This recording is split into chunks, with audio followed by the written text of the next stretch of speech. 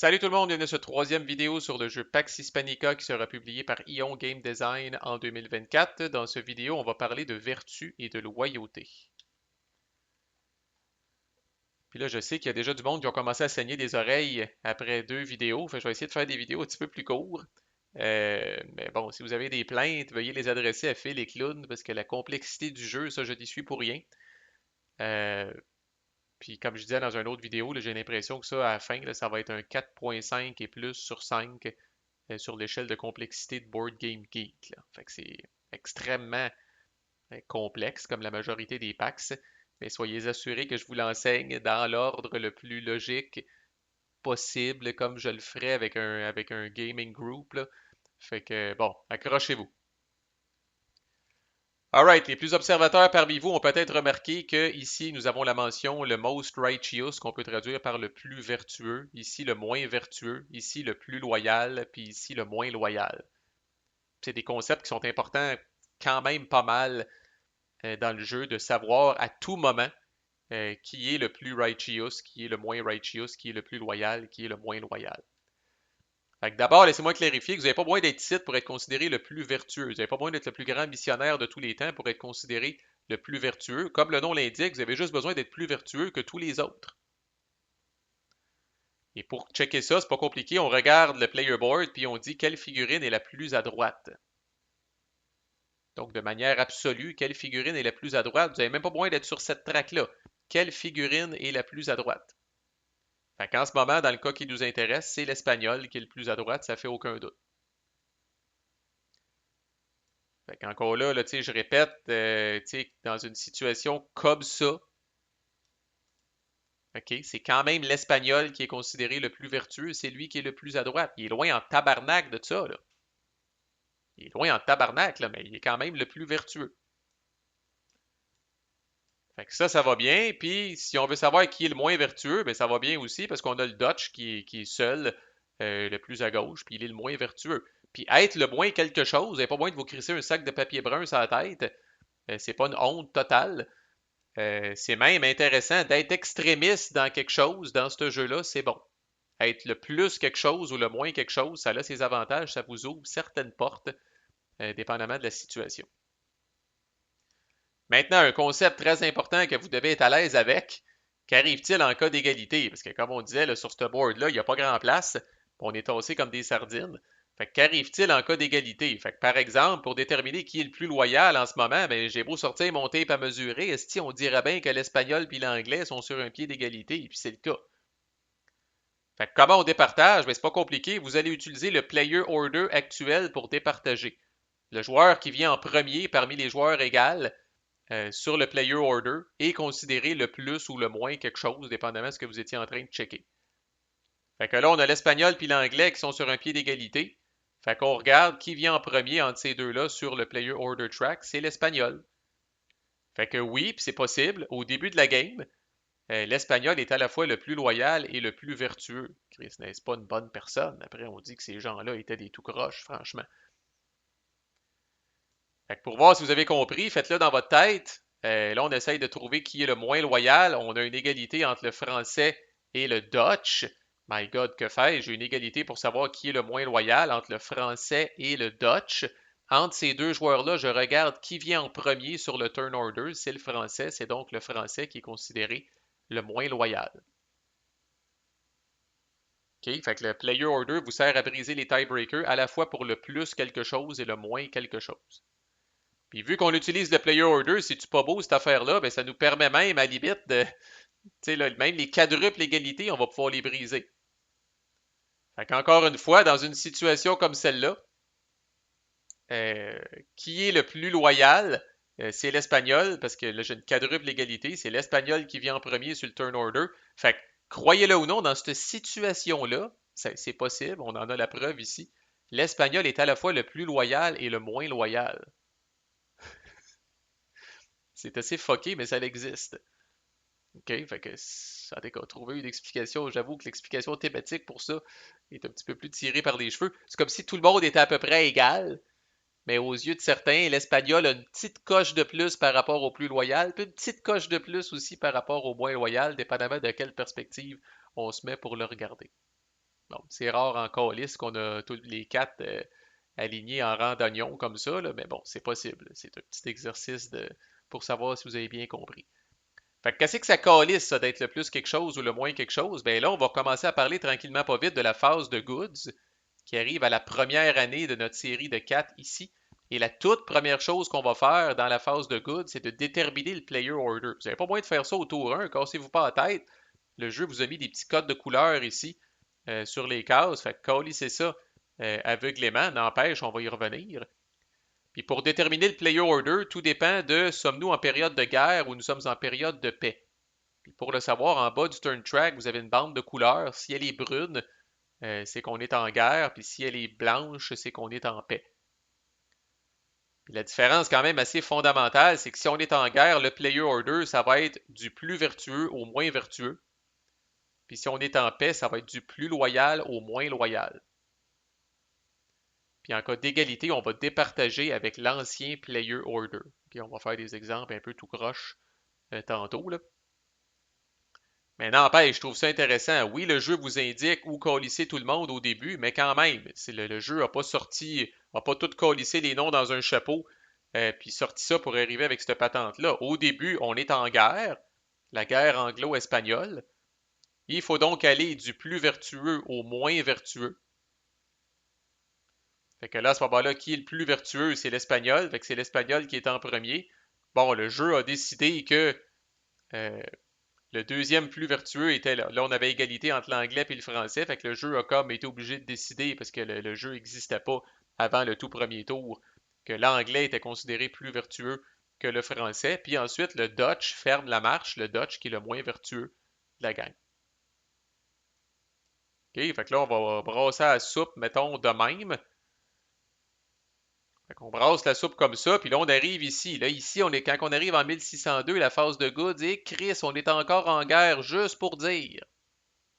Juste pour dire, c'est brun en dessous de 1602, fait qu'on y va encore du plus vertueux au moins vertueux. Fait que là, whoop, qui est le plus vertueux? Ben, Callis, c'est le français maintenant. Fait que le français arrive en premier. En deuxième, on va avoir l'anglais. Oups, on a une égalité ici. Pour savoir qui est le plus vertueux, c'est là qu'on va utiliser l'ancien player order.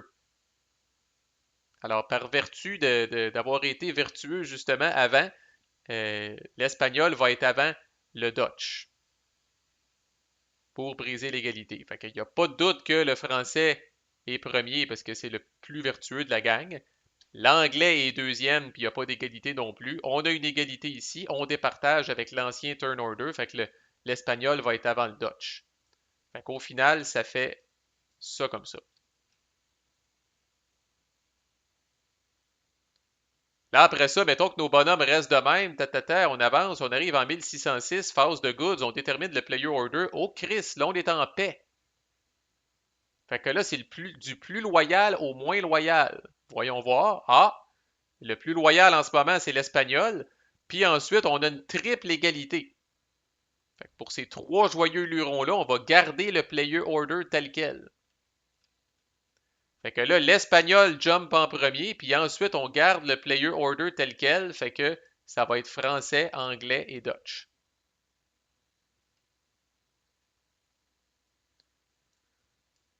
Puis là, mettons que je bouge, puis que j'arrive de même, je dis n'importe quoi, on arrive en 1610. Il faut déterminer le player order, on est en paix, il faut y aller avec le plus loyal, et Chris, on a une triple égalité encore. Fait qu'on regarde le player order actuel, l'Espagnol est premier, fait que l'Espagnol est le plus loyal. Puis ensuite, pour savoir qui va suivre, ben là, c'est assurément le français va être dernier parce que c'est lui qui est le moins loyal. Fait qu'on sait déjà que l'espagnol va être en premier, on sait déjà que le français va être en dernier. Comment on départage ces deux bonhommes-là? Ben, c'est l'ancien player order. Fait que l'anglais vient avant le Dutch. Fait que là, voici comment est-ce que ça va finir, cette patente-là.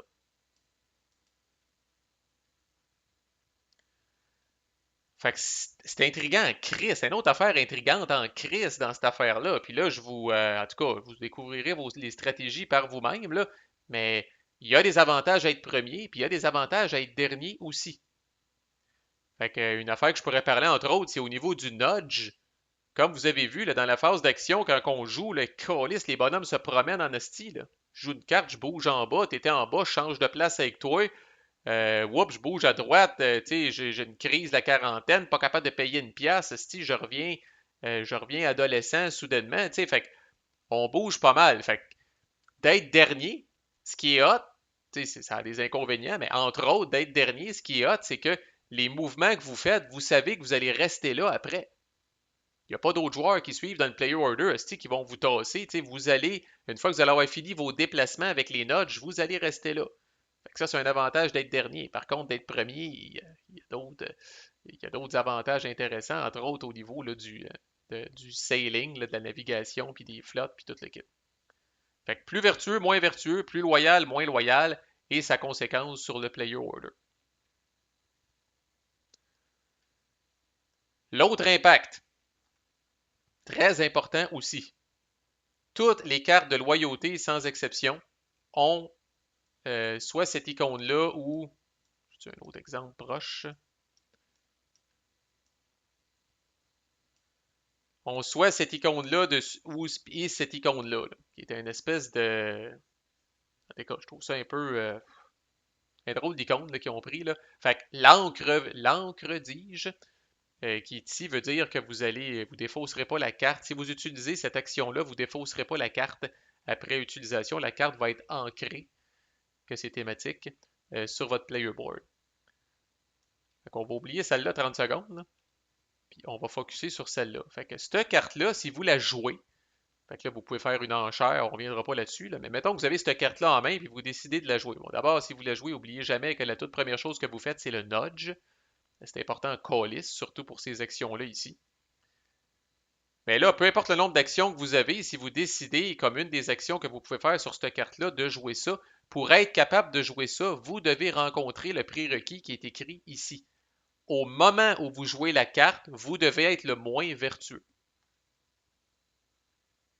Alors en ce moment, il n'y a que le Dutch qu'on y pitch des tomates depuis le début du vidéo, puis qui est bon dernier quasiment dans toutes les de player order depuis le début du vidéo. Ben, seul le Dutch pourrait jouer cette action-là en ce moment, puisqu'il est le moins vertueux de la gang. Et qu'est-ce que ça fait si le Dutch décide et réussit à jouer ça? Ben, comme le symbole de l'encre existe, plutôt que de défausser cette carte-là, ce qui est le cas si vous jouez uniquement des actions qui n'ont pas d'encre à côté, le Dodge va venir colisser cette carte-là dans ses peerages, c'est une espèce de titre de noblesse, là. Et il va venir colisser ça ici. Autrement dit, il est nommé Asiento par je ne sais pas trop qui. Puis comme l'icône l'indique, c'est ça la différence entre les deux patentes, il va venir prendre un de ses disques puis il va venir le colisser ici. Fait que ça n'a pas moins de trois avantages. Premièrement, il vient entre guillemets, de se débarrasser d'un de ses disques sur sa traque de sway. Fait que là, son sway est maintenant considéré de 2, effectif à la prochaine carte qu'il joue. Puis ce disque-là, en tout cas, contrairement au Colony, est un petit peu plus dur à se débarrasser par les joueurs. Il est un petit peu plus en sécurité sur votre player board qu'il l'est sur la map. On va le dire comme ça. Deuxième avantage, on l'a déjà vu, le Dutch maintenant rencontre le prérequis de ces trois win conditions-là d'avoir au moins un peerage. Le Dutch est quelqu'un. Maintenant, tu sais, je parlais que pour gagner, il faut être quelqu'un. Fait que le Dutch est maintenant quelqu'un. Il a un titre, le titre de Asiento. Pour ce que ça vaut. Puis le troisième avantage, c'est que toutes ces cartes-là ont tout un effet, si on veut, permanent que vous pouvez utiliser pendant que la carte est située ici dans votre peerage, qu'on ne passera pas le texte de ces effets-là aujourd'hui, là. Mais le Dutch peut maintenant jouir, bénéficier de cet effet-là qui est ici sur la carte. Fait que c'est avantageux en crise. Fait que quand je disais que c'est bon d'être le plus ou le moins quelque chose, c'est que ça vous donne accès peut-être à certaines cartes de royauté quand ces cartes-là passent. Fait que comme là, on peut présumer que cette carte-là valait cher pour le Dutch parce qu'il était le seul en ce moment parmi le groupe qui pouvait bénéficier de l'action qui était ici. Quelqu'un aurait pu ramasser cette carte-là puis quand même avoir beaucoup de plaisir avec les autres actions potentiellement, là. Mais cette action-là ici sur toutes les cartes de royauté et seulement les cartes de royauté ont cette action-là dessus ou cette action-là dessus. Puis quelle est la différence entre les deux? Ben, ça prend quand même pas la tête à Papineau. Fait qui est le plus vertueux en ce moment? C'est l'Espagnol, je crois, oui. Fait que l'Espagnol aurait pu jouer cette carte-là, puis encore là, il fait le nudge d'abord, puis après ça, si effectivement il est le plus righteous après avoir fait le nudge, ben là, à ce moment-là, il peut prendre une Bible, venir la colisser ici, mettre ça dans son peerage. Il est maintenant considéré le protecteur des Indiens. Puis c'est pas grave si vous êtes plus le most righteous 2 secondes après, vous l'étiez au moment où le train a passé, vous étiez le plus righteous, puis c'est parfait, vous avez eu le titre. Puis après ça, vous pouvez devenir le plus crotté de la gang, esti, puis le least righteous, ça dérange pas. La carte demeure. Il y a d'autres façons de se débarrasser de ces cartes-là, mais vous n'avez pas besoin de conserver finalement cet attribut-là pour garder la carte. La carte demeure dans votre peerage jusqu'à preuve du contraire. Vous pouvez avoir un maximum de 3 cartes dans votre peerage. À ce moment-là, vous allez les colisser comme une par-dessus l'autre, là, tu sais. Fait que, mettons que le Dutch a réussi à certains moments d'avoir ça ici. Regardez ça si c'est bien fait. Parce qu'en fait, on se calisse du reste des icônes qu'il y a sur la carte une fois qu'elle est rendue là, là. Fait que ce qui est important, c'est qu'on voit la petite habilité permanente qui est là, puis on voit soit le disque ou la Bible que vous avez crissé dessus. Fait qu'encore là, les Bibles vont augmenter votre reach, fait que ça, c'est toujours très, très, très intéressant également.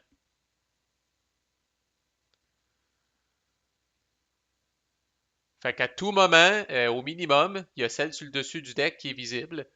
Puis là, par exemple, le duc, c'est d'être le moins loyal. Fait que là, le français, il regarde ça, puis il dit, Colin, c'est fait pour moi, cette carte-là. Si je pourrais être nommé duc, potentiellement. Fait qu'encore là, comme je disais, on peut présumer que le français aurait quand même un certain attrait par rapport à cette carte-là en ce moment. Mais peut-être que les autres regardent le reste des actions et qu'ils se disent, hey, Chris, je m'en fous, même si je ne suis pas capable de faire l'action de duc en haut, ces actions-là ici sont très intéressantes. Pareil.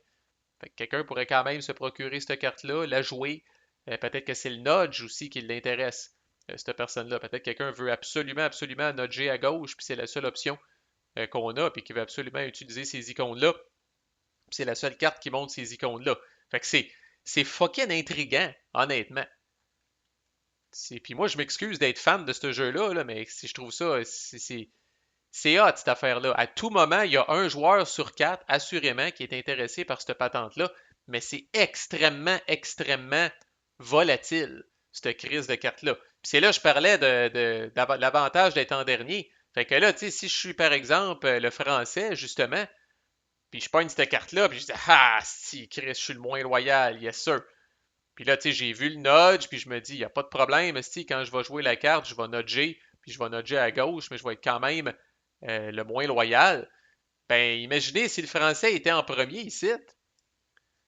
Ben, Chris, il n'y a rien de moins sûr, là, tu sais, va-t-il rester comme ça, tu sais, c'est embêtant. Bon, s'il est premier, c'est pas pire, là, mais admettons qu'il est troisième, ben, il peut potentiellement se faire bumper par l'anglais ou se faire bumper par le Dutch.